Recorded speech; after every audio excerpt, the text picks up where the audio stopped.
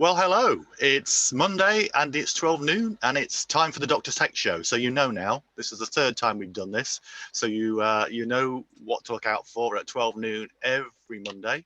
This is the Doctor Tech Show. We're talking about tech that can help people communicate when they're far away from their loved ones, which is particularly relevant at the moment when people are locking down and isolating and all those kind of things. And there's been a big surge in interest in this kind of thing. So we're talking accessible tech, and we'll be talking particular kinds of accessible tech this morning.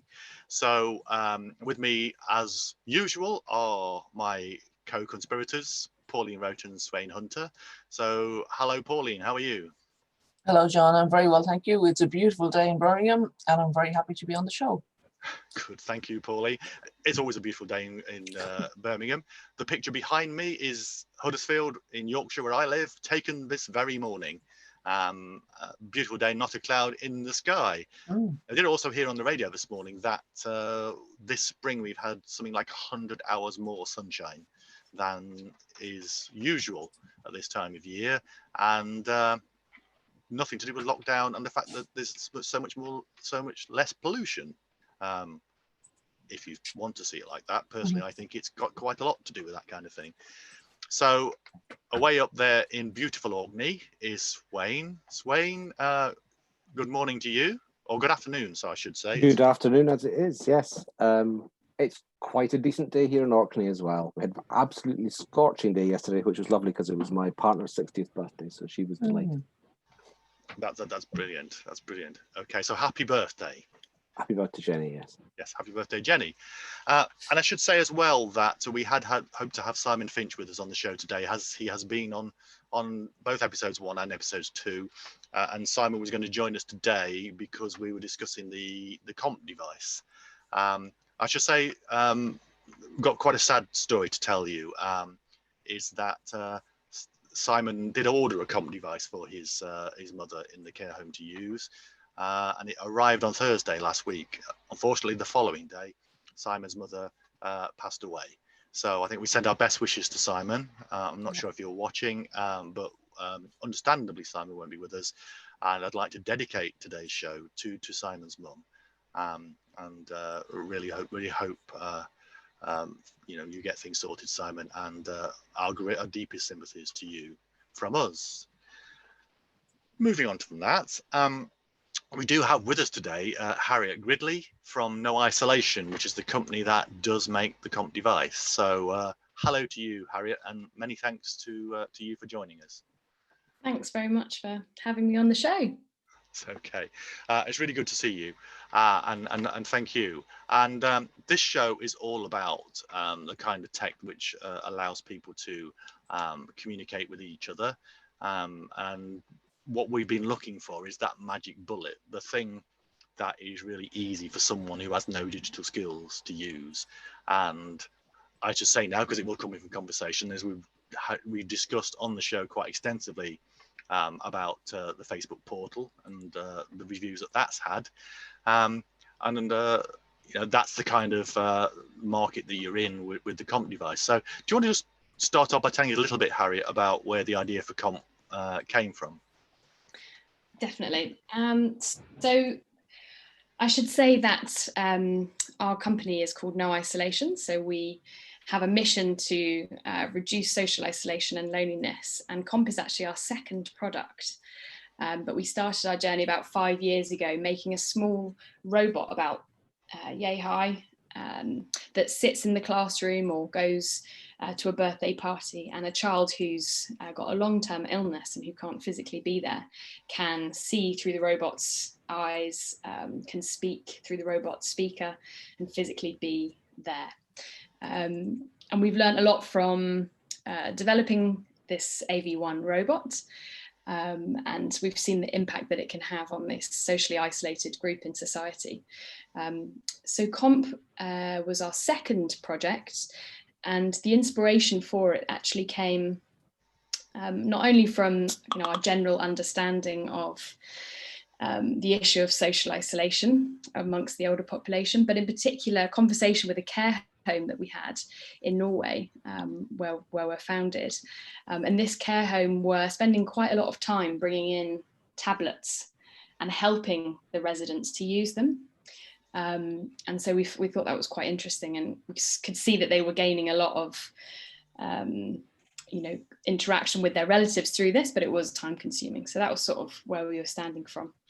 And we went on to develop KOMP, which is a device which requires very little training, very little support. It's meant to be intuitive so that the person can develop independent use of the device.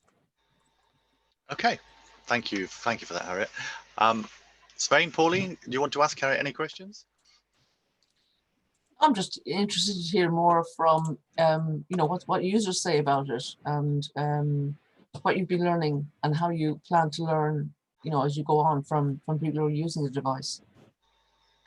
Yeah, so I should mention, so our method of creating products is very much based in user experience design. So that involves, interviewing the user group. And so that's what we did when we first went about making KOMP. Is we did a lot of desk research, but we also went out and we asked people, and we said, what is the most important thing for you? And they came back and said, quite unsurprisingly, it's contact with your relatives.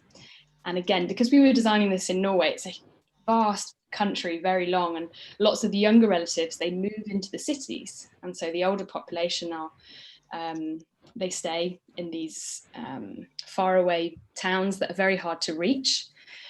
Shorter distance as the crow flies, but there's these huge mountains in the way, so it can be sort of 8 hours drives to get home. And so for the relatives, I think the feedback we get is quite often that this is a lifeline. It's an opportunity for them to have regular interaction without that stress or the disappointment of it not working, if that makes sense. Absolutely makes sense. Svein, this is an issue close to your heart, being an Orkney as you are. It is indeed. You probably know, Harriet, that Orkney and Shetland were part of Norway for years and years and years until hundreds of years ago. So it's great. I hadn't picked up that No Isolation had a Norwegian home, so that's particularly pleasing for me. Yeah, sounds to me like it's been developed in those parts of Norway which make the Scottish Highlands look like kind of meadows. So it's great to hear. And as you said, anything that can be used with as little fuss as possible, with as little prospect of it not working, is very, very welcome indeed. Okay. So Harriet, one of the issues that Simon, who was looking to use the KOMP with his mother, one of the issues that he had was he had been using a iPad with her, using FaceTime, but she got to the stage where she'd had a stroke and had lost control of her limbs to an extent, and she kept knocking the iPad over, so it became unusable. And so one of the issues that we had was with the KOMP device, how robust is it? A, will it resist being knocked over? And B, if it is knocked over, and I know the care home that Simon's mother was in had wooden floors, so one of the issues was if something gets knocked over, is it going to smash? Yeah, it's an important question. Well, I guess the first thing that we should say is the KOMP, when we went about initially designing it, we took into consideration a lot of things like this. So it's intentionally not a portable device. So it's not like an iPad or a phone which you can move around. The primary reason for that is actually quite often people were forgetting where they'd last left it, or it would slide down the edge of the sofa and then it runs out of battery and then you've got to charge it. So it's deliberately a device that stays left in one place, quite often on a coffee table, but it's also got some holes in the back of it for a standard wall mount. So my 95-year-old grandmother actually has hers mounted by her window next to her favourite armchair. It's a very robust device. Again, this is something that we learned when we made the AV1 robot for poorly children, is actually if that product becomes a lifeline and that's their only way to take part in those activities that they really want to be a part of, then it needs to be robust, because if that device stops working for one moment, then it almost has the opposite intended effect. So it's very robust, and there's very little that can go wrong, because there is just this one button that has, I think we tested about 100 different types of button to make sure that it was stable and easy to turn for someone with tremors, and things like that. Okay. That's interesting, because I remember when Simon was on last week, we talked about hanging the device on the wall, and he was saying, and others were saying, that in some of these care homes, facilities, making hanging something on the wall was a no-no, because you're not allowed to make any adjustments to the room. So what advice would you give to people who might have that issue? Yeah, that's a great point to raise. Well, I would say that because the KOMP is a self-standing device, I think most people do just have it on a window ledge, on a coffee table, and it's very stable and secure in that position. I don't think we tend to hear about issues of it falling or dropping. And like I say, because it's not something which they don't have to reach for it to answer a call, the chances are of them knocking it are very limited. Is it voice activated? It's not voice activated. So there's no artificial intelligence, which again means that actually for many care homes, this is a more appropriate device because of the privacy and security reasons. So if a carer was coming into the room to deliver personal care, all they have to do is turn the KOMP off, and they know that it's not listening, it's not learning. And I know there's some care homes who have concerns over something like an artificial intelligent device listening in and overhearing things, or even that person, perhaps they have dementia, requesting things of the device that they don't perhaps mean to, and those sorts of issues. You mentioned doing user research earlier. Did you do user research with care home assistants as well as with users of the device?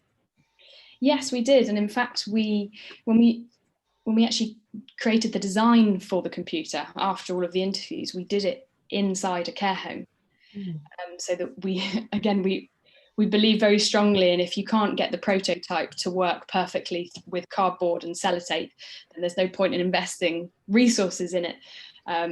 So we got cardboard boxes and blankets, and we created sort of KOMP devices where you could open up and see what was behind the window. And we tested those with residents of this care home. And it was through that we came up with this concept of the family portal, the window into the outside world, and it being a sort of a screen, but very simple, resembling an old-fashioned television, so it wasn't too off-putting. Thank you. I think that's really interesting, and you know, from our point of view, it's really good to see a device that's been developed with those kind of issues in mind and sort of co-created in many respects with the all right, I've just had a message to somebody telling me my background is distracting. Actually, thanks Chris, it's meant to be distracting actually, because I want people to read the messages,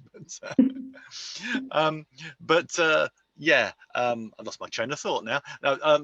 So effectively what you've done is co-create this device, whereas some of the other devices that people are using are very commercially designed ones, and in that respect, you know, the fact that it works is a bit of a hit and miss really, and some of those issues are not necessarily addressed. I think Simon brought up quite a lot of the issues with the device he was using with his father, who's in a separate care home, and some of his workarounds to address some of the privacy issues included things like margarine tubs over the camera and stuff like that, which I guess kind of works, but it's a comfort to hear that the KOMP, as John says, is specifically designed for these types of issue. Yeah. So, sorry, Svein, did you want to No, say that's fine. else? No. Okay. So, Harriet, can I ask you, how does it work from the point of view of the person at the other end? How do they talk to the person who's using the KOMP? So the app user or the senior, sorry. Oh, no, the other person who's talking to them. Okay, so the family member. Well, they have the KOMP app downloaded onto a phone or a tablet. And again, what's really important to note here is that the app users themselves are quite often not the most tech savvy or experienced. And so, and that could be that they're in their 60s or 70s even, if they've got a parent who's in their 90s. And there might also be app users who are particularly young, so young grandchildren or great-grandchildren. So the app's been developed to be very simple. So it's got three main features. You've got the home screen where you can, like a WhatsApp group or a Facebook feed, you can see all the pictures that other people have sent. So I could see if a cousin had sent something or an uncle had sent something. And in that way, it brings the whole family together. The second tab is to add content. So you can add a picture and annotate it. You can add a message, or you can do a video call. And so there's very limited ways to go wrong within the app as well. But what we have seen as a sort of knock-on positive effect is that the KOMP app serves to bring the whole family together. So like some families might use a WhatsApp group. This time round, you've still got the oldest members of the family involved in that daily communication. So it's a really nice way to keep everyone together. Yeah, sure. And so the communication is all that, it's all secure from end to end, is it? It is, exactly. So it uses the same video streaming technology that we use for our AV1 robot, and that had to be incredibly secure, you know, when you're building a product for vulnerable children in the school context. So it's an encrypted video stream, all very secure and specifically designed, you know, for vulnerable people. So in that way, you can have peace of mind that your loved one is not at risk of any hacking or anything like that. There's no personal information required. Brilliant. Yeah, that's obviously very important. So obviously you've done the robot, you've done the KOMP. Are there any further plans for devices in this field? Well, I should say that, I mean, first of all, as an organisation, we really believe that technology is often developed for the masses. So we specifically seek out groups in society who could do with a tool to help them, and that it needs to be developed for them. I just give you one example because I personally think this is, you know, something which not many people are aware of, but touchscreen technology requires quite young, moist fingertips. And actually, as you age, your fingertips become dry and callous. So touchscreen won't respond as well. And so to take an iPad and to adapt it is not ever going to work as well for an older person as it will a younger. And similarly, you know, when it comes to passwords or software updates, as we age, we might have more challenges with our memory, and that will exclude huge portions of society. And of course, we will all become, you know, as you know, in 10 years' time, the needs will be different, but there will still be people who get progressively unable to use a certain technology tool. So the technology has to adapt with them. But for the future, so first and foremost, we are working on something at the moment called KOMP Pro. It's actually a product that has launched, is used a lot across, again, Scandinavia already, and it's now available in the UK. So KOMP Pro is a more advanced version of the software that we use for the family app, specifically designed for care providers. So now you can use the KOMP screen in a care home and send medication reminders or do physiotherapy through the video stream, whilst the family can also still send content into the KOMP screen. So that's a really exciting new area that we're going into, how we can support people to live independently at home, not just from the social interaction side of things, but also professionally with their daily care. Okay. And you know, one of the things that we've been trying to get across as through this show and other parts of the work that we do is the fact that, and I think the way people have reacted to lockdown has been quite a revelation in this respect, as the people have suddenly discovered video conferencing, and the fact that it is, you know, I've years and years and years I've been arguing with people that they should be making more use of video conferencing, and I just keep being told it's impersonal, it's not like real life, you know, and I accept all of those things, but it's a million times better than not having any communication at all, from my point of view. And from mine as an islander, John, obviously I agree, because you know, having to fly everywhere or drive with ferry journeys and so on for journeys up to 4 hours even to get to Inverness, then you know it limits the live events that you can be in the room for. Yes. And really, one of my themes over this past while, and I know that you've thought of this too and dealt with it in some ways, is that the use of this kind of Zoom technology, it's almost becoming what we should expect to be a reasonable adjustment for people to attend events. Yeah. And certainly the things like the KOMP and things of that sort, which are specifically created, specifically designed for areas of need, they also must surely be becoming almost what you would expect an older or vulnerable person to have, as the prices come down and as the familiarity with all the surrounding apps and so on among everybody else increase. So yeah, I think the KOMP is a brilliant example of something that we need to really run with and use, not just for people who live miles away from the centre of the population, but for people who live in the centre of the population who can't move about very much. Yeah, I've been privy to some of these conversations in the disability community, and they're certainly saying, well, you know, you said we couldn't do this, and now we can, you know, suddenly. So it's kind of, if there's a will, there's a way, or you know, if it's necessary. And so it certainly seems as if the time has come for, you know, long overdue, but the time has come for devices like this to be, yeah, just a matter of routine, really. Harriet, I'm interested in the KOMP Pro. Has that come from demand from professionals in the community, or was it something that No Isolation sort of tested for itself? It came from demand from our public sector clients in the Nordic region. They were really impressed by the impact the device was having, but they needed a way for them to sort of manage them centrally. And as we've designed it, it's very much a family private product. And so this is a way to log into a portal and see a list of all of your devices, to reassign them and manage them at scale, manage a fleet.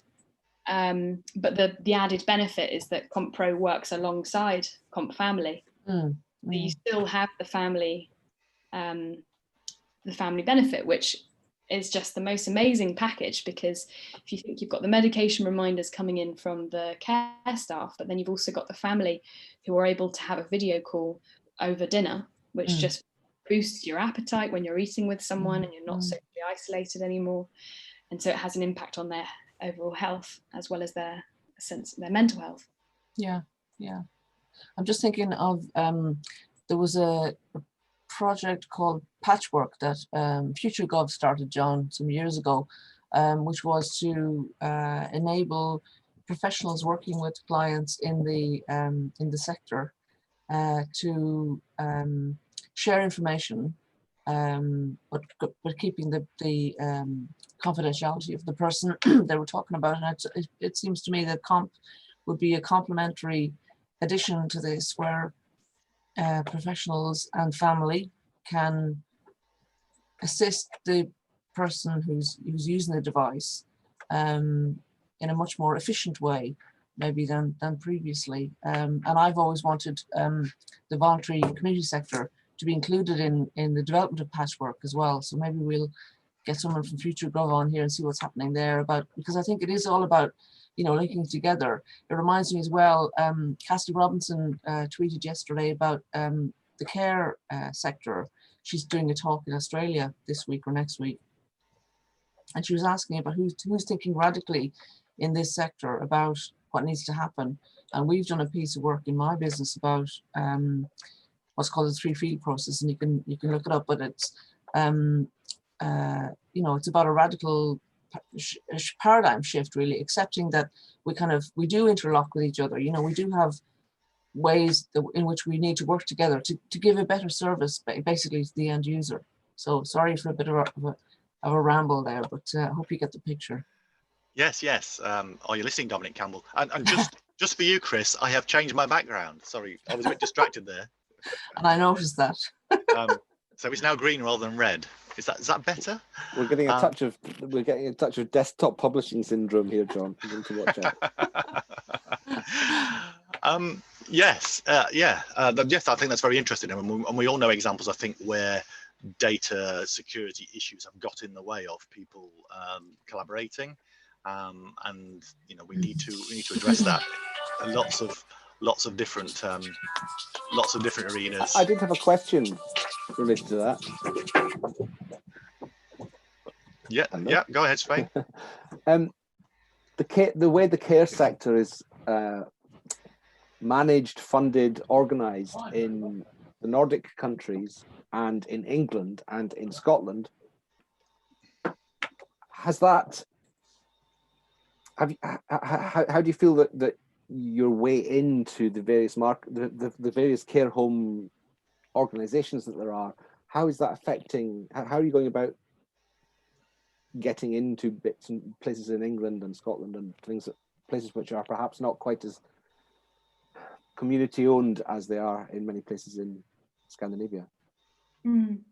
Yeah, it's really interesting actually, because we always have this challenge of, when you have different markets across Europe, the challenge of bringing that product to market in each of those different countries brings different challenges. But it's I guess the main thing to notice is that Norway, their social care sector is predominantly public municipality home care and domiciliary care. In the UK, there is more privatisation. And I think I'm right in saying also that in Norway, the municipalities, the local authority areas, are tiny compared to those in the UK, most of them. Yeah, there's a lot of very small, tiny communities. So it's perhaps more easy to adopt new technology, I would say, because it doesn't feel like such a huge task. But again, I think there are, regional regions that are possible to compare. So with areas like the vast kind of county areas, I know, like for example, in Somerset, there's a huge distance to travel. So if you've got one appointment over here and another one over there, and that's an hour's drive, it's the same in Norway. It's about how can we save that time so that we can have meaningful interactions with those people and reduce the unnecessary travel time. But there's different ways to do it, and I think right now in the UK we're trying to set up as many pilots as possible in the different sectors so that we can really learn where will this have the most impact. And I think where I'm really interested in exploring as well is the charity and voluntary sector, because there's a huge proportion of people who do not have the families to engage with through the KOMP app. So how can we use, actually bring the befriending services into the 21st century? It's much easier for me as a potential befriender to send a couple of pictures to someone than to perhaps have an hour-long conversation, and it's perhaps more meaningful as well. There's a lot of research to say that video calling has a greater impact on our well-being than voice calling. And so we've been working with Age UK, a local Age UK branch, on a pilot to see how some digitally excluded people in their community can take part in some of their community events that they run. So it's been really interesting to hear some of the stories. That's very interesting to hear. The Age UK Scotland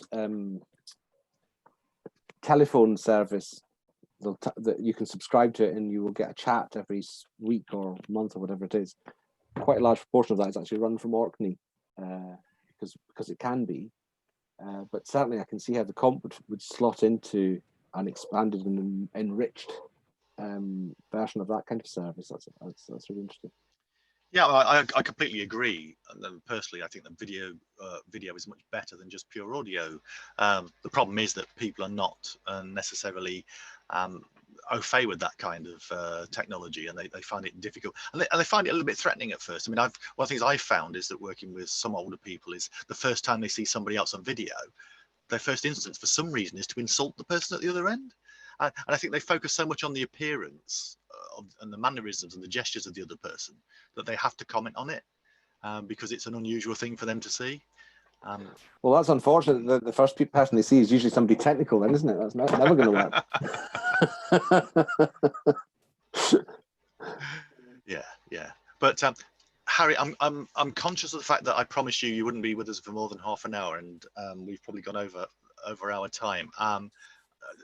You're very welcome to stay, or if you have somewhere to rush off to, then please feel free to leave us at this point. But I'd like to say really thank you very much for coming here. And I think you and your company are you're people after our own hearts, and you've gone out there and done something about it. And I'm really interested in following where you go to next with all this kind of stuff. Well, thanks very much for having us on to talk about KOMP, and our organisation are very open to learning and having feedback and suggestions. So if anyone's got ideas or want to try KOMP or whatever that might, whatever it might be, get in touch. We'd love to learn. And thank you for organising the Dr. Tech Show. It's so important that we can help everyone access the benefits of the internet. So it's fantastic work. And Absolutely. Yeah, I mean, in terms of the show, it's early days yet, and we're not getting big numbers of viewers, but you have to start somewhere, and we're hoping that as time goes on, we will attract more attention for this kind of thing. And we also, I mean, we're already getting. I was going to say simulcast, but it's not simulcasting, is it, Pauline? But the program does go out again on a local radio station in. Syndication has begun. Yes, franchise. Yeah, exactly. And so we're just trying to get that message out there. And the problem that we're struggling with is how do you use a digital channel to reach out to people who are not digital? That's the reason for the phone numbers behind my head.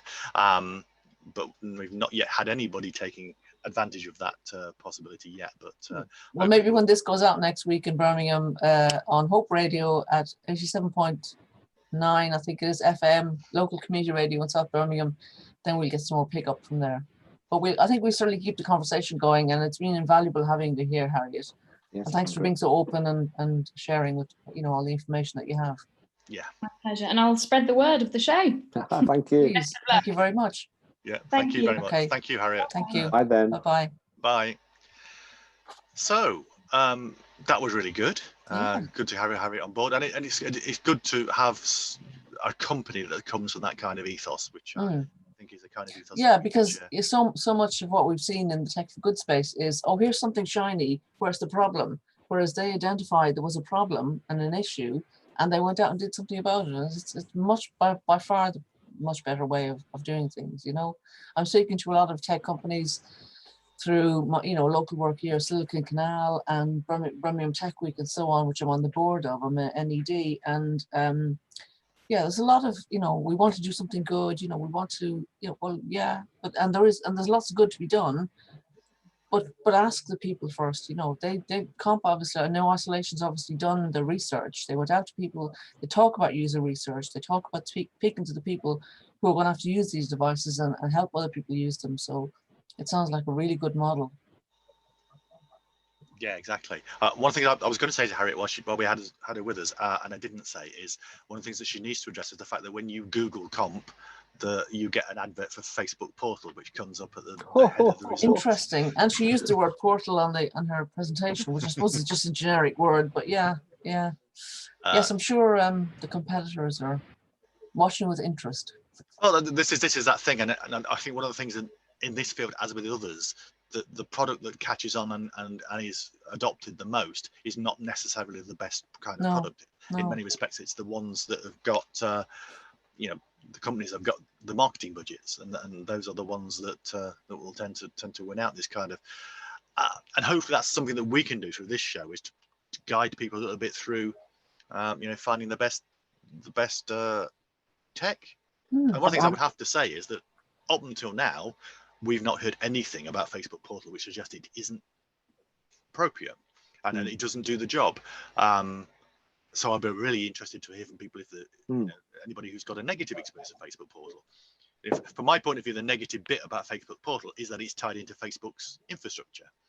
And I'd have to say that I'm finding some of the things that are coming out of Facebook quite worrying at the moment, particularly in regards to the sort of spat that appears to be going on, at least unofficially now, between Facebook and Twitter about President Trump's tweets, and that Twitter seems to be prepared to stand up for truth, at least on the face of it in that regard, whereas Facebook isn't, and that's a big worry to me, and it says it worries me about other aspects of the company.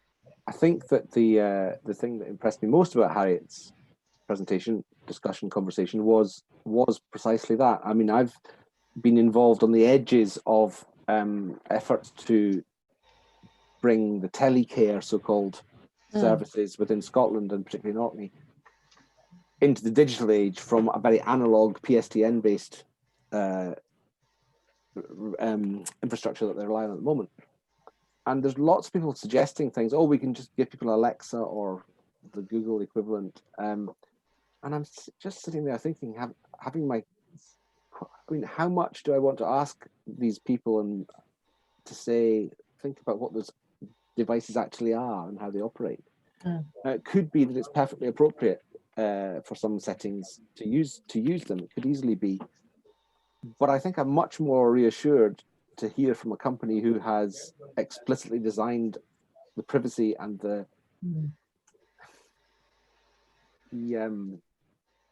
individual into their product, rather than almost the opposite, as you can see. Yeah, this is a very live topic in my networks as well, about tech ethics. And one of my data journalism colleagues has found a tech ethics course that she's going to be starting to do, which I'm going to be looking into as well.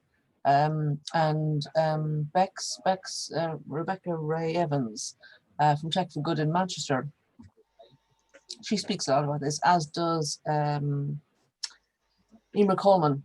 So yeah, it is a live issue, and I think it's something perhaps we can talk about another time, John. I don't know if it fits into the remit of the show, but I think we should be mindful. No, I think it does, because one of the things I think we do have to have a debate about is, do we want to be recommending to people to tie themselves into Facebook's corporate infrastructure, for instance? It's kind of, the question is, how much are you prepared to compromise on those privacy issues in order to get the functionality and the better access? But who's making the decisions on this for older or especially at the more vulnerable end of the scale? It's not the people themselves. Families might well have overriding concern to get the benefits without properly assessing the risks. Yes. Yeah. I noticed that Chris Condor has come back with comments on your shadow, on your your background, John. She still doesn't like the black shadow around your head. I'll look at doing something about it next week. The thing is, as I've explained before, the thing, what is behind me is a very brightly lit reptile cage, and it doesn't lend itself to doing She also says we should check out Cradell as well. I've been, so for people who don't know, Chris Condor, who's commenting on the YouTube chat, which please other people join in, whatever. You can comment on the YouTube chat. You can email us at drtechshow@gmail.com, or you can call one of the numbers that are on my background to get involved. That really would give us a fright if someone did that today, wouldn't it? Oh, or they could tweet us. Yeah, or tweet. So Chris is one of the driving forces behind BARN, B4RN, which is the gigabit fast network which has been installed in the rural parts of, well, it started in Lancashire, moved to Cumbria and North Yorkshire, and it's going into other places as well now. But real pioneers as of hyperfast broadband in rural areas, and doing it through volunteers largely. So certainly in the initial stages. So and they have been working with this company which has developed a project called Cradell, which for those of you who've not seen the YouTube chat is actually spelled Kraydel,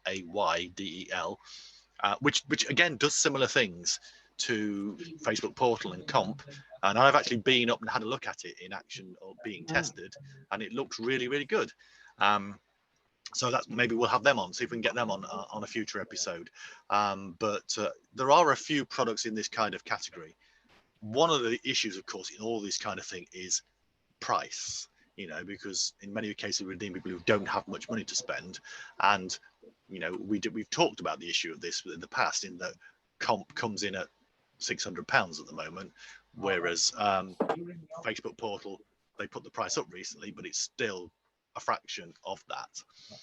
And at the end of the day, that is the only consideration for many people if they're thinking of doing these things, is what is the cheapest option. And the amount of detailed, customized, tailored co-creation that goes into some of these apps is going to mean they end up producing a product which is quite expensive. And so those, that's a big issue for a lot of people. How do you deal with that? In the cheapest option might be selling people down a little bit of a dodgy river, whereas the more expensive options have got all that co-creation behind them. And I suppose at the end of the day, we really need to see if we can drive the price down to some of these things. Sorry, that was a bit of a rant. The time to obviously the show for rants this week. Speaking of ranting, and we should rant, it's Volunteers Week, John. I think we should say something about Volunteers Week.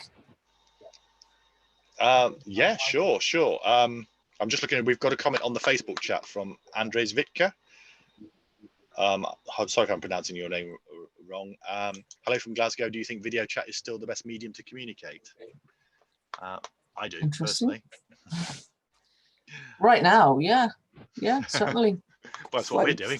It slightly depends on the context and the setting for the conversation, but for most things, I think it can't be beaten. Yeah, I certainly agree. Being able to see someone while you're talking to them, I think is certainly the best option. And I've been listening to a lot of podcasts recently, and you get these people talking on podcasts, is that even when they're recording things remotely, they're still looking at each other on Zoom, because you need that kind of interaction really, to actually see the person you're talking to. So, and I think once you get past that initial bit of it being a bit techie and having that kind of technical barrier to getting in there, I think eventually once people get comfortable with it, I think most people prefer it. Part of it is the what you've been used to using, and if you've been used, I think if we started from scratch now and said there is no telephone, when the telephone was invented, if you'd invented video conferencing alongside it, I doubt if the telephone would have taken off in the way that it did, because people would have preferred the video option. So anyway, I hope that answers your question, Andres. By all means, join us, be part of the show if you've got a contribution to make. And we've talked about the options of getting in here. Email drtechshow@gmail.com if you want to be part of the show. Pauline, you wanted to talk about Volunteers Week? I did, because we're a lot of us do volunteering as well as all the many other hats that we wear, and this is a chance for people in the UK to recognise the immense amount of volunteering that goes on all around them all the time. Even before COVID-19, before lockdown, there were volunteers doing all kinds of amazing things up and down the country, in every charity, in every organisation really. There's always a couple of volunteers who make things go well. Obviously, on volunteering, I think people have different attitudes towards it, and people think volunteering is free. Well, the people who offer the time obviously offer it for free, but volunteering has to be coordinated. So it's important to remember that there is some resource that needs to go in behind volunteers to support them and make sure the volunteering goes well. But so this week is Volunteers Week. It's an annual celebration of volunteering. Volunteers get celebrated internationally, but this week in the UK. So the hashtag is Volunteers Week, and if you look on Twitter, there's loads of tweets, all day, obviously, from today being the first day, and then all week there'll be different opportunities for people to showcase and celebrate their volunteers. Then later in the month, there's Small Charities Week, so there'll be more opportunities to talk about the volunteering that happens then. But so this week is Small Charities Week, and if you just scroll through, you can see so many people using Twitter, because obviously they can't do face-to-face events this week. But there's a lot of thanking volunteers going on, and that's really good, including trustees. I'm sure we've all worn trustee hats and are wearing trustee hats as well. So it's interesting to look through and see the kind of things that are coming up in your area, and the use of social media obviously has developed an awful lot, and people are much more able to use that medium to thank volunteers and to showcase volunteering than they were in the past. I'm sure you have stories, John, of the early days of Twitter when it wasn't so common. You were one of the early adopters, weren't you? Mm-hmm. Well, yeah, and I think one of the things is that volunteers have really been highlighted by the COVID-19 situation and lockdown and all those kind of things, and we've been hearing lots of stuff. This is what I've been doing for 10 years now, is trying to encourage people to tell stories about what people are doing in communities, and all that's coming out now, and we're hearing about it, and people are being categorized as heroes and all those kind of things. But these things have been going on for years and years and years. We're just seeing about it now, and obviously there's also people who've got time for these kind of things if they're on furlough or that kind of stuff. I had direct experience of this when I was going to my radiotherapy, because some of the days I was being taken by volunteer drivers who had volunteered their services to the NHS. So, all of these things are coming to the fore now. But what we need to do is to make sure that once all this is over, is people are still aware those opportunities are there, and those needs out there, and there are people doing that kind of good work every single day. Yeah. It was one of the things that really struck me when the mutual aid groups started springing up, because having been active in the sector for over 30 years, you know that there are other organizations out there already doing great work. And I'm not decrying the mutual aid groups, but it seemed like some of them didn't realize there were already, great voluntary groups out there. Some organizations have been reinvented. So I'm looking at our tech, colleagues again and saying, really, maybe do a little bit of market research before you create something new. Find out what else is out there, and work with the existing organizations to improve them, especially around communications and marketing. It's the kind of thing that never gets funding, because it's so difficult to, funders want to put their money into, directly to beneficiaries. They find it difficult to justify funding infrastructure, as I've said before. And so, we need to find ways to help groups to kind of publicize what they do better, so that we can, help them more, and then they can get more help from, other sources that are available. Yeah, exactly. And if anybody wants to come on the show and talk about the voluntary work that they're doing, helping people get online and communicate, then we'd love to hear about that. And just Chris being very active on the YouTube chat as well at the moment. So pointing out that they have thousands of volunteers involved in Barn, and I've witnessed some of those volunteers out in all weathers, digging trenches in fields and up hills and laying cables in all sorts of inhospitable environments. And I know the year they started, they had one of the worst winters ever, but they had volunteers out there in all weathers, up to their necks in mud, laying cables in ditches in fields. And in church halls, when the weather was too bad for cricket, there was quite a famous quiz once. There certainly was. John, there was a conversation we had earlier with Lorna Prescott about someone. She was looking for someone who knows a fair bit about WordPress to offer advice on a design / font / tech challenge. I know you were able to suggest somebody, but is there anything, when people are looking for WordPress advice generally, because obviously a lot of charities use WordPress, what kind of criteria do you use for recommendations?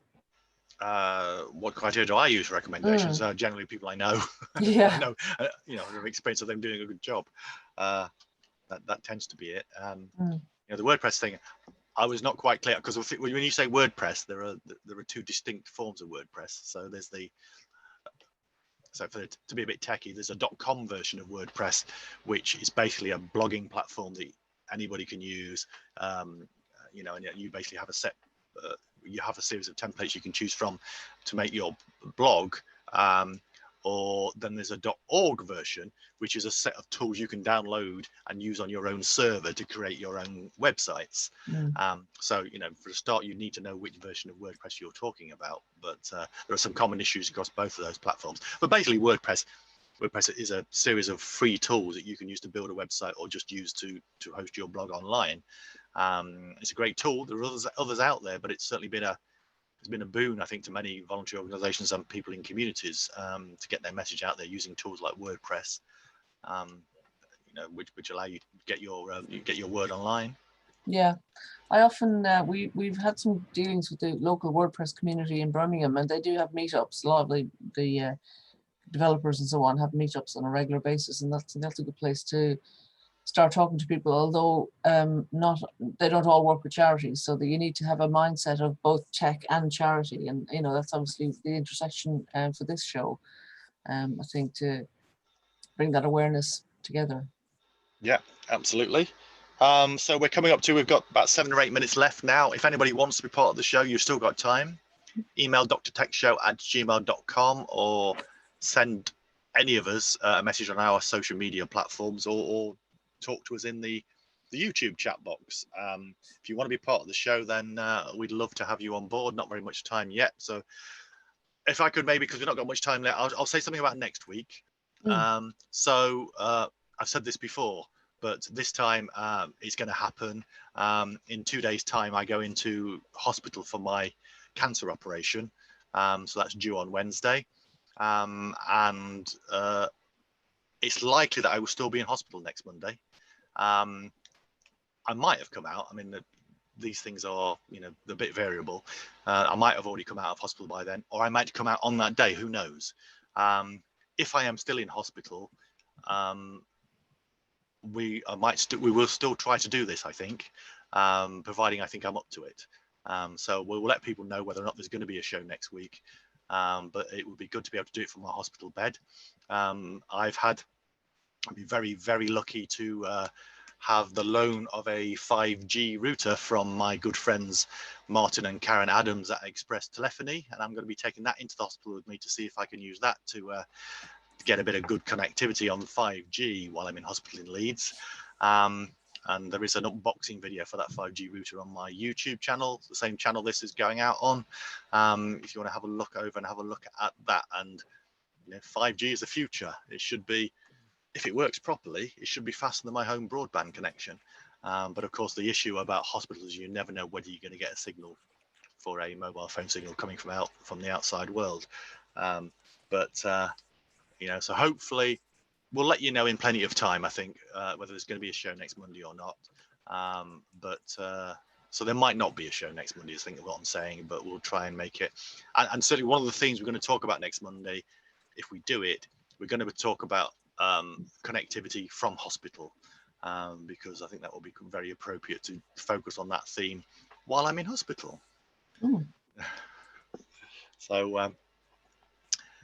I hope I'm going to see you two next week, Swain and Pauline, and anybody else who wants to be part of it. And I'm also trying to contact some people I know involved in the arena of hospital connectivity to see if we can get them to be part of the show as well.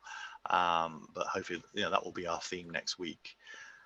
But any particular burning topics that you two want to talk about in the last 5 minutes or so of the program? Well, if I can also give a plug, John, for the repurposing of this show on the Tech Talk show on Tuesday nights on Hope Radio in Birmingham, 7 to 8 p.m. On 87.9, I think. I'll have to get that right. I think it's 87.9. But it's you know, it's a local community radio station, and it's only just started up, but we are hoping to be able to help people with some of their queries and issues about tech in the South Birmingham area. But I think a lot of the things we've already talked about will be useful to them, and then if we can kind of maybe we can cross what you call pollinate the two shows with queries to keep the conversation going. I think there's plenty of queries out there. Just some people are a bit shy sometimes to to contact Yeah. us, but I'd encourage them to do so.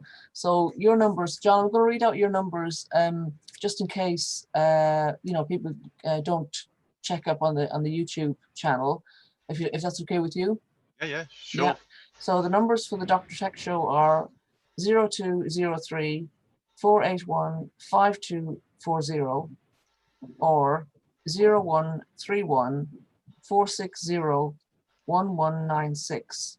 So you can ring either of those numbers. Will they get a recorded message, John, if they ring, or does it need to be when the show's on live?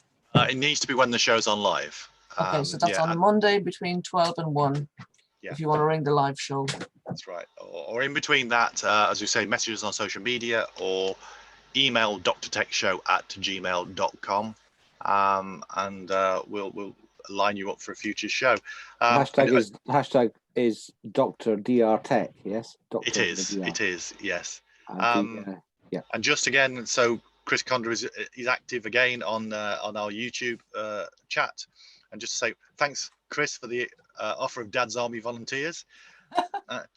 And also what she says about 5G being only the future for cities. Well, I hope it could be the future for rural areas as well. I mean, the thing about 5G is it needs more masts than the previous generations of mobile connectivity, and that's always going to be an issue in rural areas. But I think if you get 5G in rural areas, then it will be totally transformational. I think it'll be faster than a lot of other connectivities available in rural I think areas. from what I've seen so far, 5G might be part of the answer for some rural areas for some purposes. But I think trying to imagine the entire countryside of the Highlands and Islands and Wales and everywhere else all done as a 5G environment like Leeds is, I can't see that coming to pass at all. No. I think, though, that we need to be having this conversation in the community. Connectivity is a poverty issue, and people need to be talking about it. Data poverty and so on. So some of the things that are called 5G are able to be implemented without a 5G infrastructure. There's a lot of confusion between Internet of Things and 5G. You don't necessarily need actual 5G for some of that. You can be what we really need is decent 3G or 4G everywhere. But anyway, we're getting off topic. Well, yeah, I mean, I think one of the things is that we need connectivity, or whatever, wherever the connectivity comes from, we need some kind of good connectivity wherever we are. And if I could just give a bit of a shout out really for, and hopefully they may even reciprocate, is excellent podcast by Ed Milliband and Geoff Lloyd, Reasons to be Cheerful. The episode which came out this morning is all about digital inclusion and connectivity at this time. And so if you just search out Reasons to be Cheerful podcast, you will see that. And I would certainly recommend listening to the episode that's come out today. So if you're listening to this, Geoff and Ed, then please give us a shout out on your podcast. So any final comments, Swain and Pauline, before we call it a day? My final comment would be all the best for Thursday and for the show next week, John. We look forward to this hospital experiment, and I hope it all goes well for you in the medical side, more importantly. Yes, same here, John. And thanks for doing this, and we look forward to the other side of whatever happens later in the week. Okay, well, thank you very much. Thank you for the good wishes. Thank you to everybody who's been watching, and particular thanks to Chris Condor, who's been populating our YouTube chat very profusely. And all power to your elbow, Chris, and the work that you've been doing in bringing rural connectivity to areas which people thought weren't possible. And with that, I'll say goodbye. Hopefully see you next week. If it's not next week, it'll be in a fortnight. But thank you to Swain, thank you to Pauline, thank you to Harriet from No Isolation, and we'll see you soon.